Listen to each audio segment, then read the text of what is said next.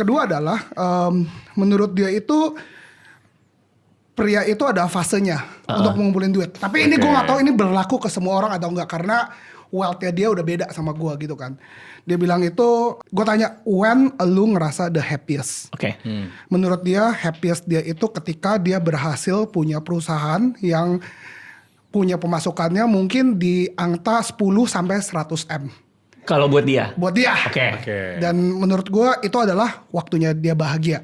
Dan setelah itu dia udah gak bahagia. Dan waktu sebelumnya itu dia ngerasa dia mesti kerja keras sampai dia gak ketemu keluarga. Tapi di fase yang kedua yang tadi yang 10 sampai 100 itu dia ngerasa dia itu bisa ngelakuin apa aja tanpa mikirin. Tapi yang lucunya setelah di atas 100 M itu yang menurut dia itu ada di fase lu akan pusing lagi karena lu makin gak punya temen, orang cuma melihatin lu duitnya doang, dan lu sendiri akan banyak masalah dan segala macam. Dan itu menurut gue lucu banget. Jadi yang gue ambil adalah hidup itu perlu di balance yang dimana lu sendiri cukup punya waktu yang bebas dan lu punya keuangan yang punya financial freedom. Dan ini take away gue. Ini ternyata gue salah mendefinisikan soal pensiun. Dia bukan pensiun dari sesuatu, tapi pensiun untuk melakukan apa. Jadi gue pensiun, tapi untuk ngapain?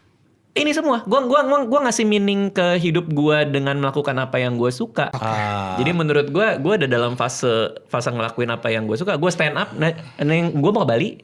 Hari Jumat gue terbang, gue stand up, habis itu balik lagi, gue bikin podcast lagi, habis itu gue terbang lagi kemana. Itu untuk melakukan itu. Jadi mendefinisikan ulang lu tuh mau ngapain. Itu happiness gue. Makanya gue bahagia bro tiap hari.